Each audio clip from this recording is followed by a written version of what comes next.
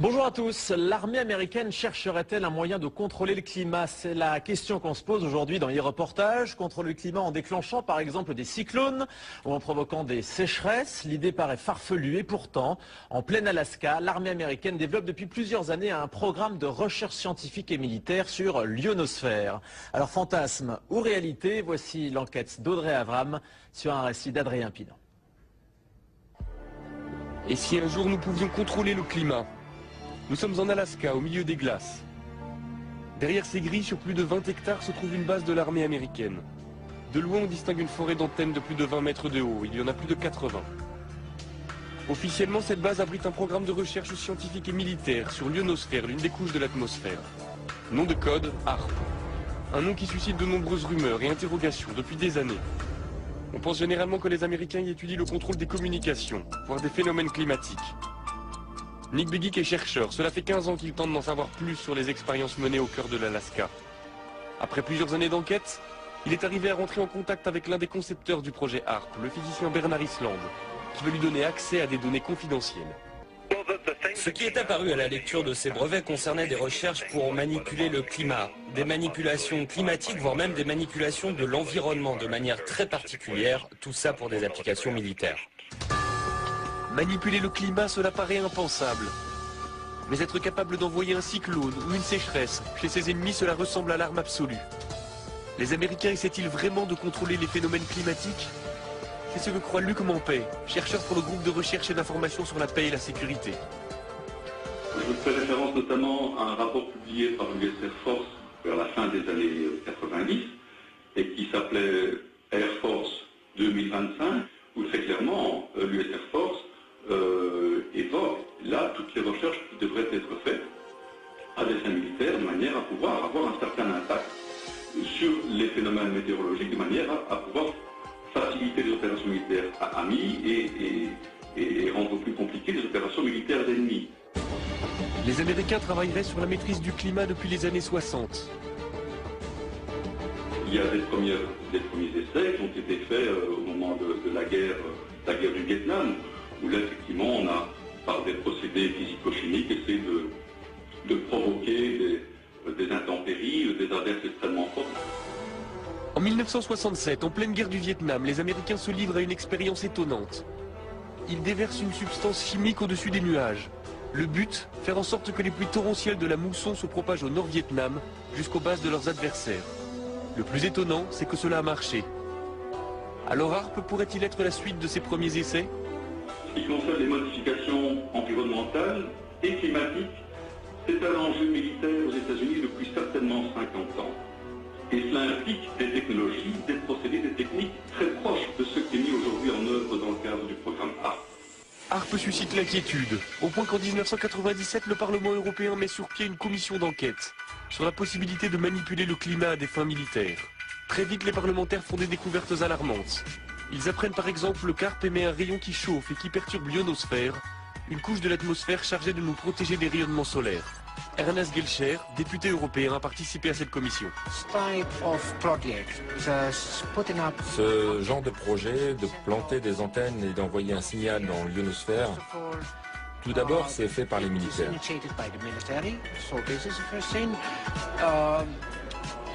Ils ne savent même pas quel impact ces expériences pourraient avoir. Je pense que derrière tout ça, il y a des objectifs militaires qui pourraient être un peu plus ambitieux, un peu plus vastes que ceux qu'ils veulent bien admettre en public.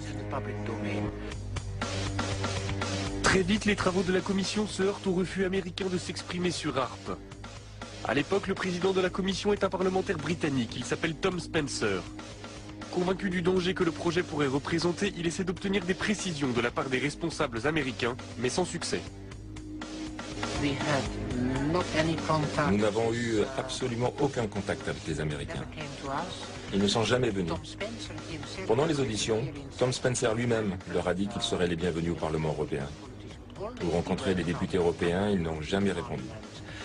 Je crois qu'ils ont délibérément décidé de faire la sourde oreille, d'ignorer le sujet et de ne pas en parler.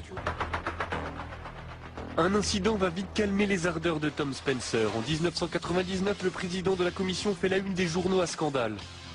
Il a été interpellé par la douane à l'aéroport de Londres. En fouillant sa valise, les douaniers ont découvert une vidéo pornographique gay et quelques grammes de cannabis.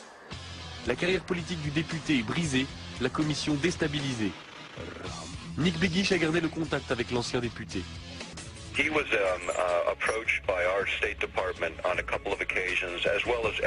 Il a été approché par les autorités américaines plusieurs fois, comme tous les membres du comité.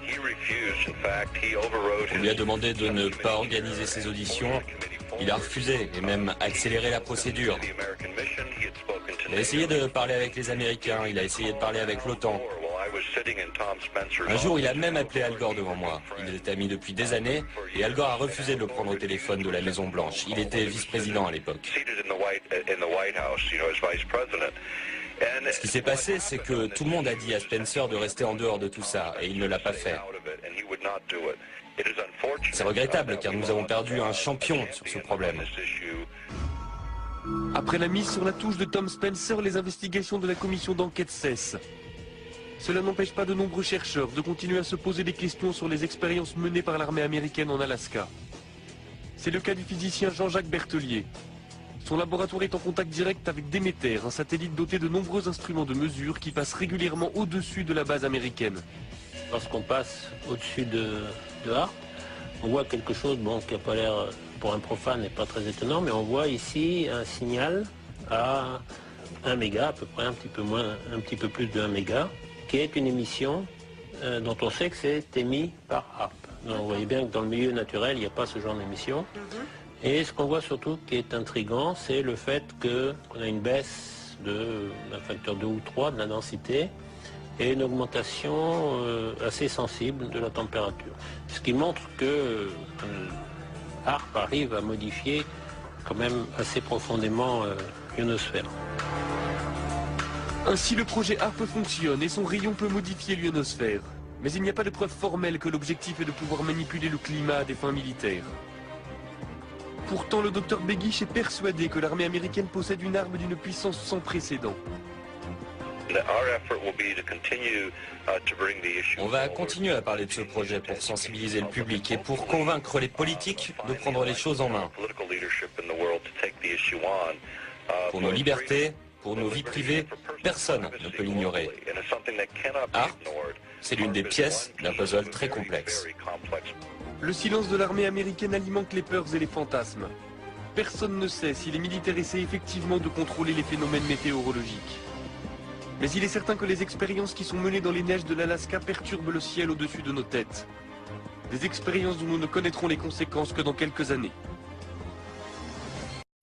Ce mystère maintenant en Arkansas, c'est un scénario digne d'Alfred Hitchcock. Les habitants d'une petite ville ont été surpris par une pluie d'oiseaux morts, des milliers d'oiseaux, un phénomène qui reste inexpliqué. Franck Genozo. Des centaines et des centaines d'oiseaux qui viennent s'écraser au sol en quelques minutes. Vendredi soir, les habitants de cette commune tranquille s'apprêtent à célébrer la nouvelle année lorsqu'ils entendent des bruits suspects sur leur toit. Je suis sorti et un oiseau est tombé juste devant moi. J'ai dit à ma mère, viens chercher les enfants et le chien, parce que je ne comprenais pas ce qui se passait.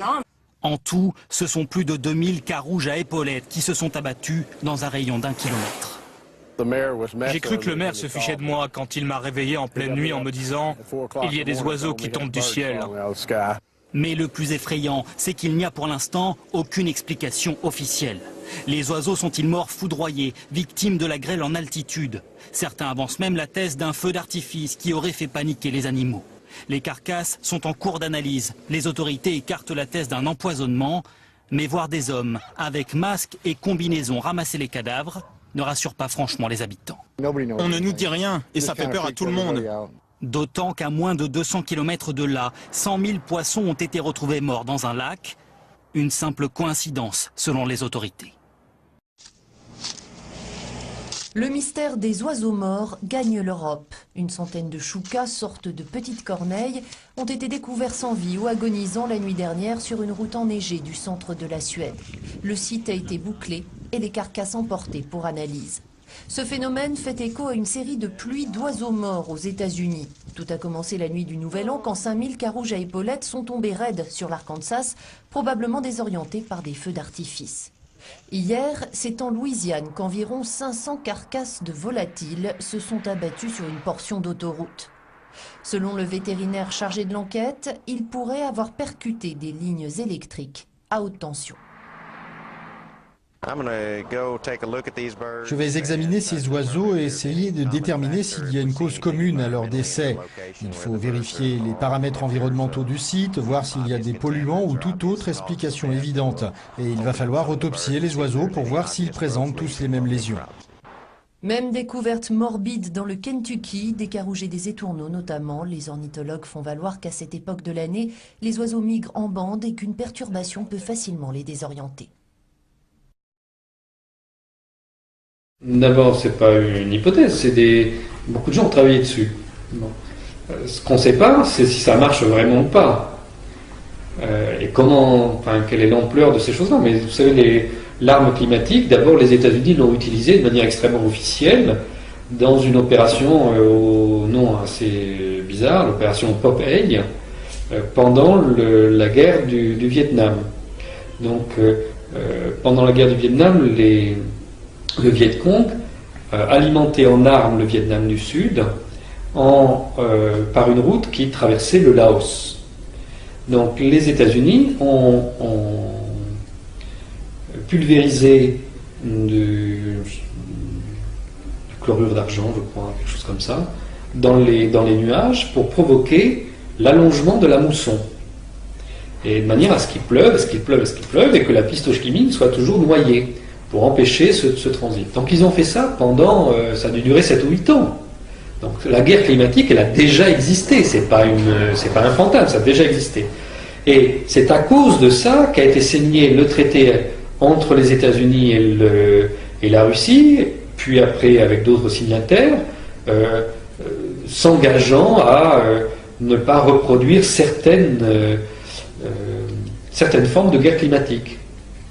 Et c'était évidemment un des enjeux des mises en scène de sommets comme le sommet de Copenhague, que de faire prendre à tout le monde des vessies pour des lanternes et de faire croire que c'est parce que vous avez pris 3 douches aujourd'hui et que ça a dépensé un peu d'électricité et que donc, etc., ça réchauffe la planète et c'est à cause de vous qu'il y a des problèmes. Et par contre, les gens qui font des choses comme ça, comme cette guerre dont je parlais pendant la guerre du Vietnam au Laos, ça n'aurait pas d'influence. Vous voyez, c'est quelque chose de gigantesque, mais ça compte pas. Bon. Alors la guerre climatique, elle continue aujourd'hui. Par exemple, aujourd'hui, il y a dans le Golfe, certains États font pleuvoir les nuages quand ils arrivent au-dessus d'eux. Et la conséquence, c'est que ces nuages qui normalement se déplaçaient et devaient aller alimenter certaines oasis dans le désert, n'y vont plus, ils ont disparu entre-temps. Il y a des oasis qui ont déjà disparu. Ça, je vous parle d'aujourd'hui, donc cette guerre climatique, elle existe. Alors, est-ce que on peut faire ça à très grande échelle aujourd'hui? Je ne vois pas pourquoi on ne pourrait pas. On connaît les principes de tout ça. On sait fabriquer on sait fabriquer la pluie et on sait fabriquer le vent. Bon. Donc on peut provoquer des tempêtes, des cyclones, des tornades, tout ça, on sait le faire. Au niveau sismique aussi, on sait le faire. Mais c'est pareil. Au niveau sismique, les études, elles sont très anciennes. Les études les plus élaborées avaient été faites par les soviétiques, qui avaient mis au point une machine à tremblement de terre qu'ils ont expérimentée, en manière très localisée, et qui donnait des résultats tout à fait probants. Et Boris Yeltsin a vendu ce matériel et le laboratoire qui fabriquait ça aux États-Unis. Donc maintenant, tout ce savoir-faire et ce matériel se trouve aux États-Unis. Donc oui, ils savent le faire. Bon. Peut-être un jour ils l'utiliseront, peut-être ils l'ont déjà utilisé, nous n'en savons rien. Certains ont songé à dissiper préventivement la puissance des grands séismes en provoquant plusieurs petits. Et cette idée s'est concrétisée. Une machine a été construite dans ce but. Elle est née dans le cerveau des ingénieurs de l'ex-Union soviétique en pleine guerre froide.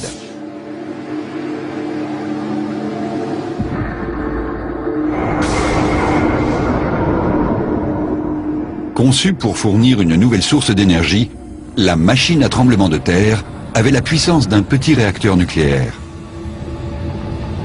Les sismologues voulurent s'en servir pour mesurer l'épaisseur de la croûte terrestre. Le principe de cette expérience était le suivant. En traversant un puissant champ magnétique, l'échappement d'une tuyère de fusée provoquait des sortes de coups de foudre capables de se propager jusqu'à 50 km de profondeur. Ce qui se produisit alors les étonna beaucoup.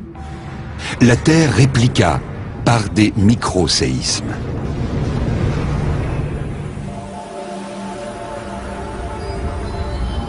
De là à imaginer qu'en soulageant la pression accumulée sous la croûte terrestre, on pourrait éviter un grand séisme comme celui qui menace Istanbul, il n'y a qu'un pas qu'il ne faudrait pas franchir à la légère. Car si de telles machines étaient positionnées sur une faille tectonique, nul ne sait ce qui pourrait advenir. Peut-être une incontrôlable réaction en chaîne de tremblements de terre et de tsunamis dans le monde entier.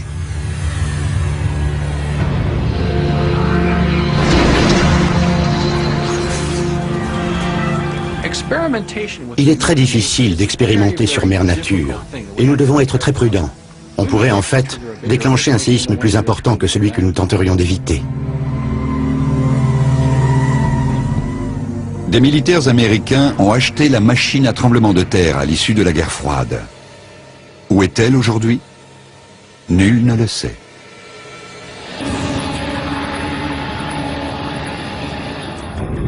Mais cet invraisemblable engin n'est pas notre unique espoir, ou notre seul cauchemar. Depuis longtemps, les hydrologistes ont observé que des forages très profonds peuvent générer des microséismes quand l'eau pénètre dans les puits. Et vous allez aussi avoir plus de nouvelles par rapport à Haïti, qui est la nouvelle base des opérations américaines et canadiennes. Alors vous allez retrouver quelques articles aussi dans une section Haïti. Et sous le beau vernis d'aide humanitaire, une toute autre situation se développe en Haïti. Et c'est une situation qui reflète la longue histoire de cette nation surexploitée. On a Fox News qui a révélé qu'il y a un autre lucratif contrat sans appel d'offres qui a été octroyé à un lobbyiste et un ami de haut profil politiquement connecté à l'ancien président Bill Clinton. Alors, ces gens-là, ils vont là pour supposément aider. Après ça, ils prennent la business en main. Vous avez la USAID qui est un cheval de Troie, tout comme la NED, the National Endowment Democracy, qui s'en vont là supposément pour aider à amener de l'aide humanitaire, mais qui en fait permet différentes opérations américaines sur le terrain sous le couvert d'aide humanitaire. On a appris qu'il est prévisible que les troupes américaines demeurent en Haïti pour un temps considérable. Selon les sources, du 20 000 soldats américains présents suite au horrible tremblement de terre du 12 janvier, il en reste que 6 500, entre 6 500 et 10 000 en ce moment. Okay? Donc, ce qui est planifié pour le moment, c'est un plus grand déploiement de la USAID et de moins en moins de troupes. Alors, il semble que toutes les prétentions à l'effet qu'Haïti est un pays indépendant ont été vaincues par le gouvernement américain. Ça, c'est des choses très importantes. Vous avez même aussi les États-Unis qui se demandent ouvertement quel rôle ils devraient jouer, allant jusqu'à considérer une annexion d'Haïti comme dans le style de Porto Rico. On propose de construire et de reconstruire le pays et sa structure gouvernementale à partir de zéro. Obama a été indiqué au cours d'une conférence de presse il y a quelques semaines, confirmée par le président haïtien, que la présence militaire américaine en Haïti continuera indéfiniment. On peut alors considérer que le pays est de facto sous contrôle des États-Unis, en plus de lui conférer une position géostratégique dans la région tout près des plus grands ennemis, donc Cuba et le Venezuela, ennemis perçus des États-Unis. Cela a beaucoup à voir avec des arrangements complaisants pour mettre la main sur les ressources naturelles d'Haïti, pour préserver les conditions de travail des ateliers de misère dans les usines d'Haïti. Et les réelles conditions de vie épouvantables que la plupart du peuple haïtien endure ne s'amélioreront jamais. C'est ainsi conçu. Donc l'Amérique du Sud est la nouvelle cible de l'Empire. Et puis, pas à pas, si on n'y prend pas garde et puis qu'on ne monte pas une féroce opposition à une nouvelle conflagration et opération de déstabilisation de tout le continent sud-américain, il y a fort à parier que nous allons assister à un autre front de la guerre pour assurer l'hégémonie américaine. Il est grand temps d'instaurer une ère de paix véritable et d'emprisonner les gens que j'appelle les interventionnistes. Alors, ça brasse pas mal. Alors, vous allez retrouver tous les articles ici, AFP, qui parlent des troupes américaines qui vont rester en Haïti. Okay? Vous avez l'article ici de CNBC qui parle de l'annexion d'Haïti.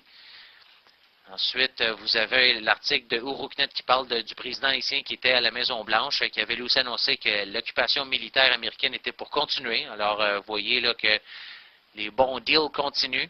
Vous avez un superbe article de Michel Chosovsky qui parle que Haïti est aussi le terrain d'entraînement pour les troupes américaines qui sont pour être déployées en Afghanistan.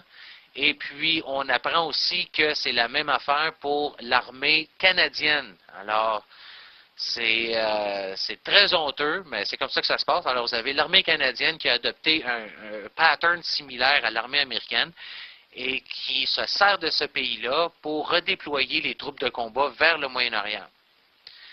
Alors, les troupes canadiennes qui étaient initialement dépêchées en Haïti pour aider de façon humanitaire l'île et puis les gens, sont ensuite envoyés en Afghanistan, rapporte M. Michel Chosovsky. Vous savez, les soldats du 22e régiment royal qui ont été en Haïti seulement pour 2 semaines, et puis après ça, zoup, on les a mis dans un camp d'entraînement intensif, et puis après ça, on les envoie en Afghanistan. Hey, ça a été révélé aussi par le National Post le 23 février 2010. Donc, c'est fantastique, c'est fantastique. Pendant ce temps-là, ben, les chiffres de mortalité en Haïti, ben, ils augmentent. On est rendu à 300 000 morts, selon le président haïtien, M. Préval. On a une vidéo absolument terrible ici à voir, c'est incroyable. M. George W. Bush, qui est en visite en Haïti et qui serre la main d'Haïtiens là-bas, puis après ça, il s'essuie la main sur la manche de Bill Clinton. C'est incroyable. C'est incroyable. Ces gens-là sont tellement snobs, tellement hautains. C'est débile. Et puis là, tu vois Bush s'essuyer la main sur la manche de Bill Clinton. Allez voir la vidéo, je veux dire, complètement capoté, complètement capoté. Qu'est devenu George W. Bush? Eh bien, l'œil du rewind a la réponse. Il serre des mains comme tout bon ancien président qui se respecte. C'est en tout cas ce qu'il a fait il y a quelques jours à Haïti avec Bill Clinton pour renforcer leur soutien suite au séisme. Le problème, c'est que quand on serre des mains, il faut assumer jusqu'au bout et ne pas s'essuyer la main sur son camarade Bill Clinton.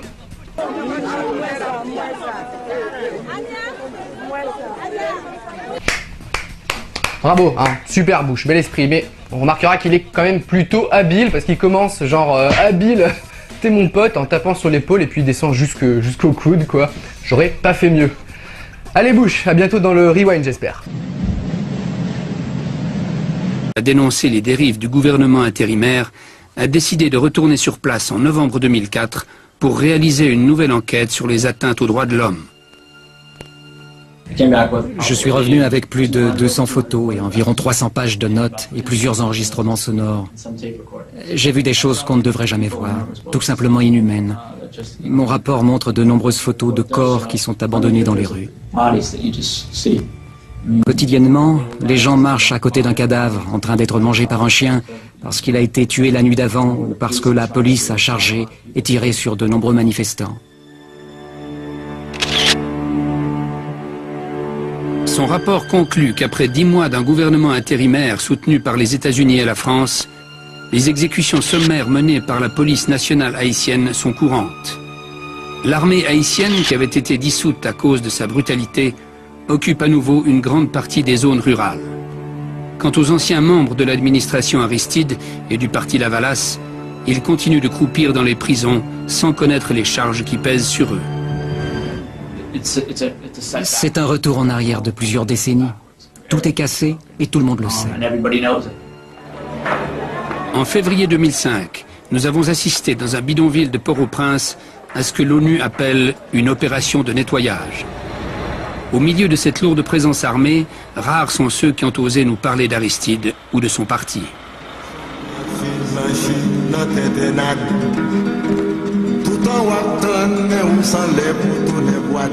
C'est utile ce qu'ils font dans la rue?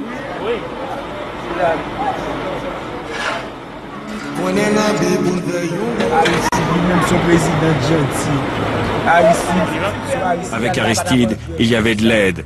Il était bon pour les pauvres.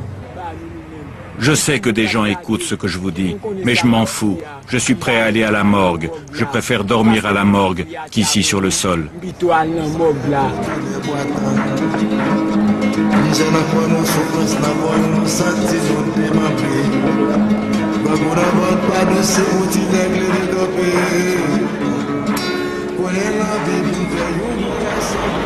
Tu as fait kidnapper?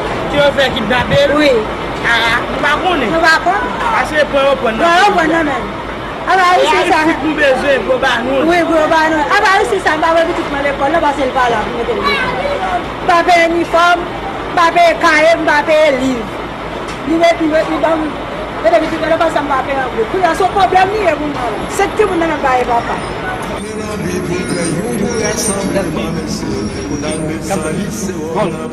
Pour ses adversaires, le petit prêtre du peuple s'est peu à peu détourné de sa doctrine initiale pour devenir un dictateur presque ordinaire. Pour ses partisans, le président déchu a souffert de l'embargo imposé à son pays, mais Jean-Bertrand Aristide préfère tirer lui-même le bilan de son action. Mon prédécesseur avait un embargo économique imposé sur le pays et j'en ai hérité. Le gouvernement américain a été le premier à le renforcer et cela a empêché mon gouvernement d'obtenir les crédits nécessaires pour mettre en place les programmes sociaux. Malgré cela, nous sommes parvenus à faire davantage que ce que le régime des Duvalier a fait en 30 ans et ce que les autres ont fait avant eux. Durant 190 ans, il y avait seulement 34 écoles secondaires. Lors de mes mandats, nous avons passé de 34 à 138 écoles secondaires.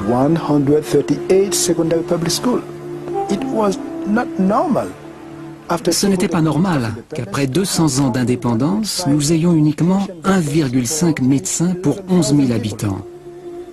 Malgré l'embargo économique, nous avons investi dans la construction d'une université. Nous y avions déjà une école de médecine avec 234 étudiants. Et malheureusement, ils ont dû partir lorsqu'on m'a enlevé ou que le coup d'État a eu lieu en février dernier. Nous avons confiance en l'être humain. Nous investissons dans l'être humain. Si vous vous demandez quel est le futur d'Aristide, vous vous demandez par la même occasion quel est le futur d'Haïti. Vous savez, ce n'est pas facile d'effacer la mémoire des gens.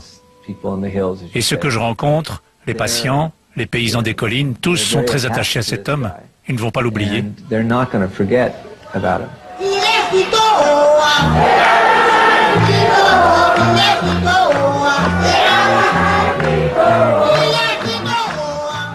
Aristide a beaucoup de charisme. Il peut s'asseoir et vous parler et vous croirez ce qu'il vous dit. Et plus tard, vous vous demanderez comment vous avez pu le croire. Souvent, les personnes charismatiques se font prendre à leur propre jeu et oublient ce qui est nécessaire de faire sur le terrain. Et je pense que c'est ce qui s'est passé dans son cas.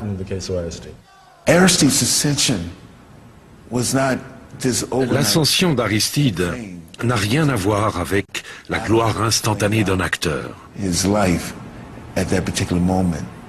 Son ascension était la manifestation de la volonté du petit peuple, d'un désir que le peuple avait, d'une chance qu'il a saisie, d'un risque qu'il a pris.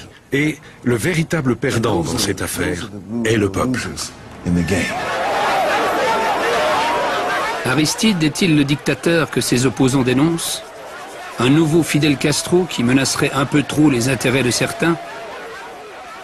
Il n'en reste pas moins que malgré ses dérives, il incarne encore et toujours le seul espoir pour un peuple qui continue de s'enfoncer dans la misère.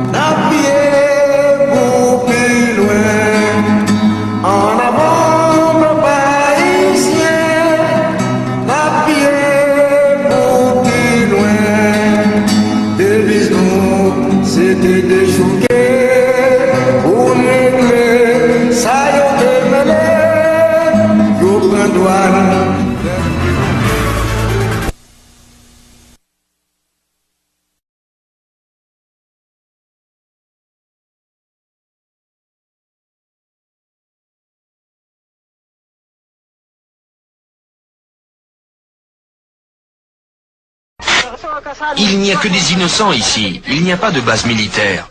Que cherchent les Américains en Afghanistan? La cachette d'Oussama Ben Laden? Il n'est pas ici. Pourquoi nous a-t-on bombardés?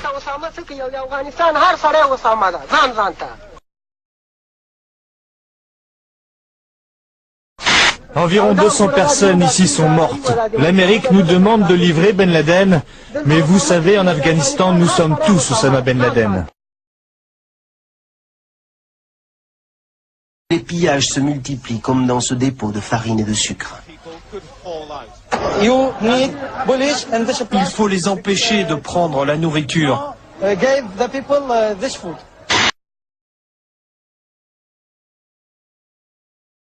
Oui, on a l'autorisation. Les Britanniques nous ont dit qu'on pouvait se servir.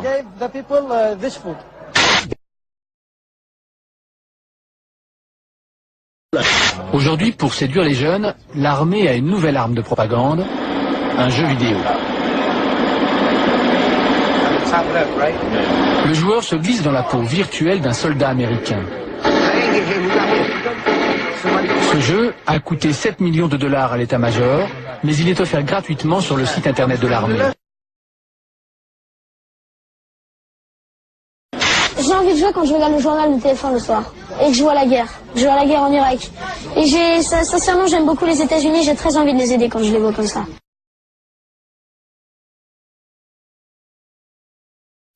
Signalons tout d'abord que l'armée irakienne a capturé une dizaine de soldats américains, le Pentagone l'a confirmé et la chaîne Al Jazeera a diffusé des images de ces prisonniers, images que les autorités américaines ont refusé de montrer avant que les familles ne soient informées et pour lesquelles, vous le voyez, nous avons tenu à masquer le visage des militaires aux mains des Irakiens conformément à la Convention de Genève.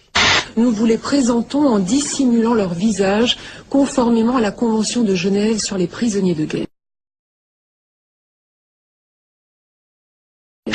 Ils ont été capturés ou se sont rendus d'eux-mêmes. Leur visage ne trahit aucune fatigue. Ces 250 hommes ont à peine eu le temps de se battre, de défendre la ville d'Umka.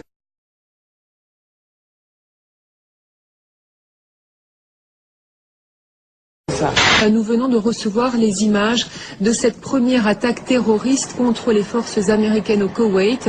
Une attaque à la grenade lancée, je vous le rappelle, sur une tente. Le suspect de confession arabe a été arrêté. Il a finalement avoué. Un suspect est arrêté.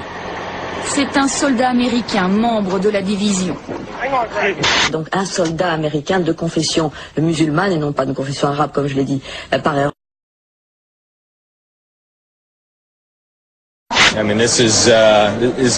C'est presque comme une action de jeu.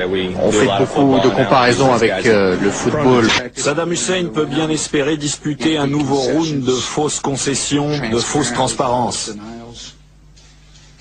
Pas de doute, il va vouloir jouer une prolongation.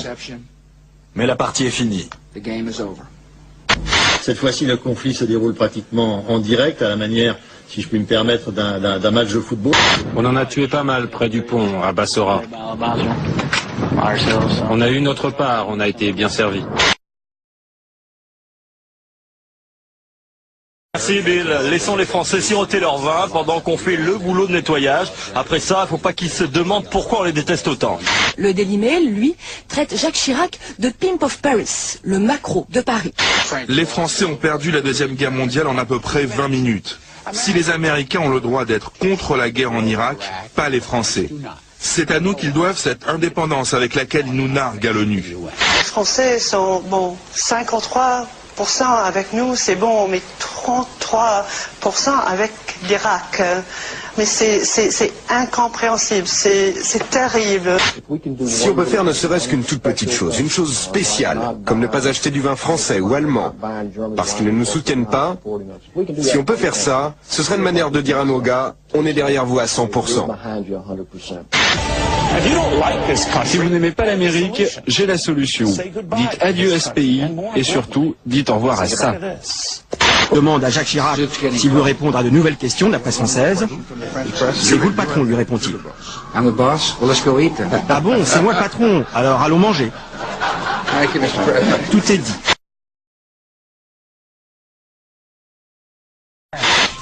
La guerre sans images, a-t-on dit, pour parler des frappes américaines en Afghanistan. Pourtant, mercredi, dans son journal de la nuit, France 2 nous montre enfin à quoi ressemblent les combats. Voici les premières images de combat entre l'Alliance du Nord et les talibans sur le front nord-est de l'Afghanistan. Jeudi, la plupart des chaînes emboîtent le pas et toutes sont d'accord, ce sont les premières images du front. Des accrochages assez violents se seraient déroulés autour de Kunduz, qui est une ville qui n'est pas très loin de l'endroit où nous nous trouvons. Pendant ce temps, les combats continuent entre talibans et opposition afghane. Dans ce journal, nous verrons aussi ces premières images de combat au sol entre les talibans et l'Alliance du Nord. Premières images d'une offensive de l'Alliance du Nord. Ces scènes de combat, filmées hier par une télévision libanaise, sont les premières images des affrontements qui opposent l'opposition afghane aux talibans. Seulement voilà, ces images n'ont pas été tournées cette semaine. L'équipe du zapping de Canal+ constate qu'elles sont en fait issues d'un documentaire diffusé sur Arte en août 2000. Pour preuve, ces images où il évite de justesse les trajectoires meurtrières de 2 roquettes antipersonnelles.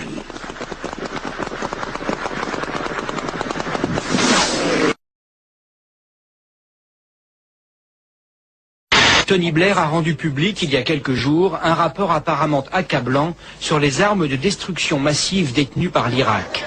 Mercredi dernier, devant le Conseil de sécurité de l'ONU et devant 1 milliard de téléspectateurs, Colin Powell vantait les mérites et le sérieux de ce document.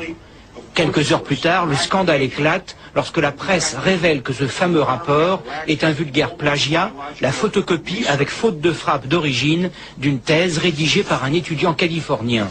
Les chiffres cités datent de 1991 et n'ont plus aucun rapport avec la réalité actuelle.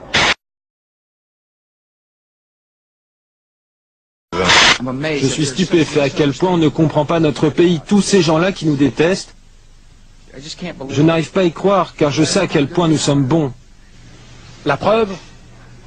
Je demande à chaque enfant vivant aux États-Unis de gagner, de donner $1 qui sera utilisé pour nourrir et soigner les enfants d'Afghanistan. Et puis les largages de rations alimentaires continuent parallèlement. Le 1 000e paquet avec crackers au beurre de cacahuètes et garantie sans porc ni bœuf a été lâché. Vous voyez, un cérémonial était organisé pour l'occasion sur une base américaine en Allemagne. Seulement voilà, les stratèges américains viennent de se rendre compte que les rations alimentaires larguées et les mini-munitions contenues dans les bombes à fragmentation sont de la même couleur, le jaune. Environ 10% d'entre elles touchent le sol sans exploser, présentant comme les mines un danger pour les populations civiles. Hier soir, le chef d'état-major interarmé a jugé, je cite, « malheureux que ces bombes soient de la même couleur que les paquets alimentaires ». Du coup, pour tenter de clarifier les choses, les Américains ont décidé de larguer des tracts expliquant pourquoi il ne faut pas toucher les uns et pourquoi on peut s'approcher des autres.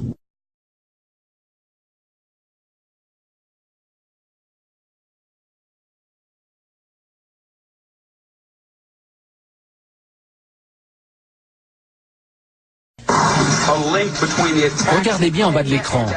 Fox News donne chaque jour le taux de risque d'attentat comme nous donnons le risque de pollution. Aujourd'hui, niveau 3, risque élevé.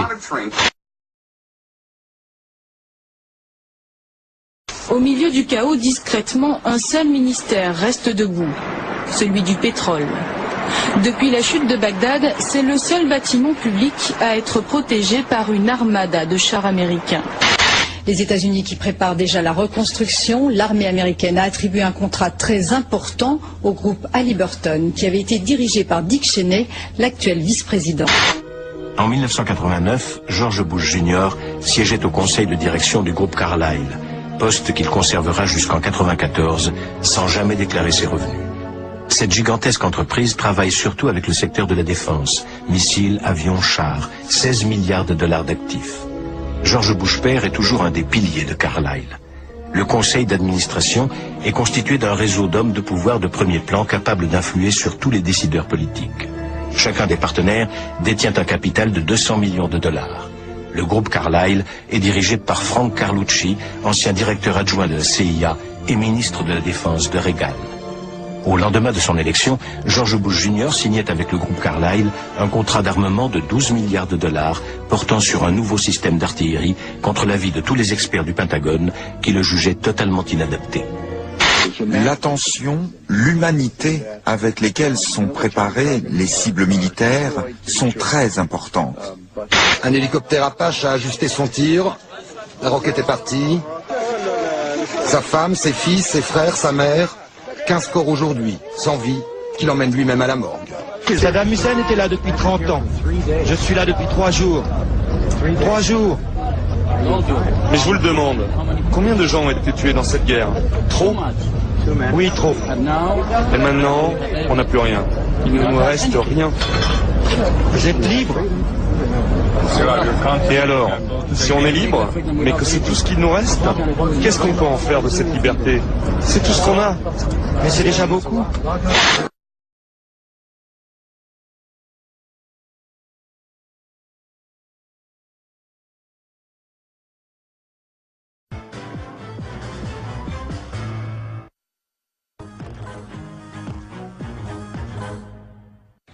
Bonjour à tous. L'armée américaine chercherait-elle un moyen de contrôler le climat? C'est la question qu'on se pose aujourd'hui dans les reportages. Contrôler le climat en déclenchant par exemple des cyclones ou en provoquant des sécheresses. L'idée paraît farfelue et pourtant, en plein Alaska, l'armée américaine développe depuis plusieurs années un programme de recherche scientifique et militaire sur l'ionosphère.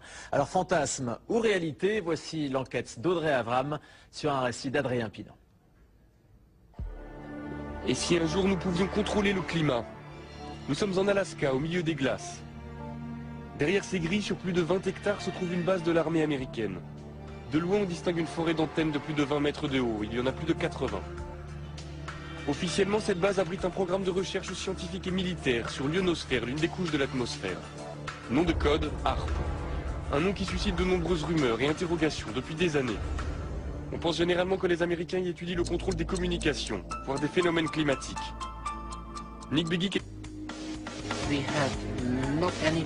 Nous n'avons eu absolument aucun contact avec les Américains. Ils ne sont jamais venus. Pendant les auditions, Tom Spencer lui-même leur a dit qu'ils seraient les bienvenus au Parlement européen. Pour rencontrer les députés européens, ils n'ont jamais répondu. Je crois qu'ils ont délibérément décidé de faire la sourde oreille, d'ignorer le sujet et de ne pas en parler. Un incident va vite calmer les ardeurs de Tom Spencer. En 1999, le président de la commission fait la une des journaux à scandale. Il a été interpellé par la douane à l'aéroport de Londres. En fouillant sa valise, les douaniers ont découvert une vidéo pornographique gay et quelques grammes de cannabis. La carrière politique du député est brisée, la commission déstabilisée. Nick Begich a gardé le contact avec l'ancien député.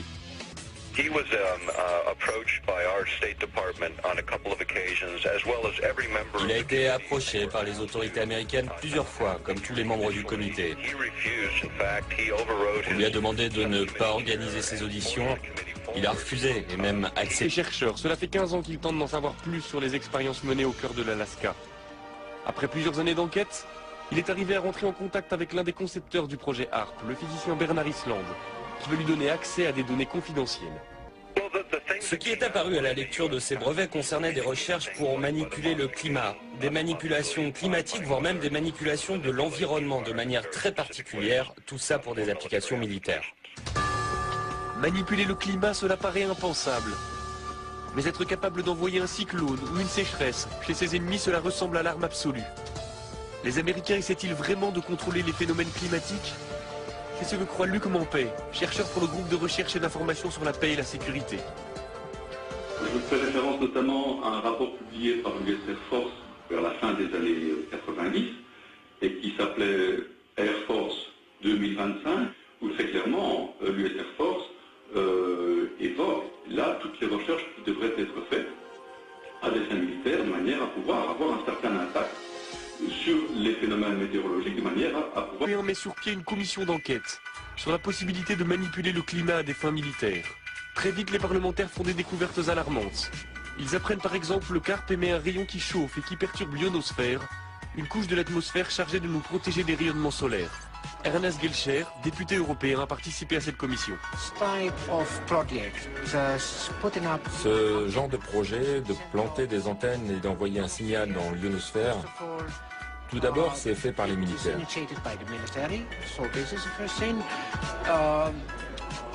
Ils ne savent même pas quel impact ces expériences pourraient avoir. Je pense que derrière tout ça, il y a des objectifs militaires qui pourraient être un peu plus ambitieux, un peu plus vastes que ceux qu'ils veulent bien admettre en public. Très vite, les travaux de la commission se heurtent au refus américain de s'exprimer sur HAARP. À l'époque, le président de la commission est un parlementaire britannique, il s'appelle Tom Spencer. Convaincu du danger que le projet pourrait représenter, il essaie d'obtenir des précisions de la part des responsables américains, mais sans succès. Faciliter les opérations militaires amis et rendre plus compliquées les opérations militaires d'ennemis. Les Américains travailleraient sur la maîtrise du climat depuis les années 60.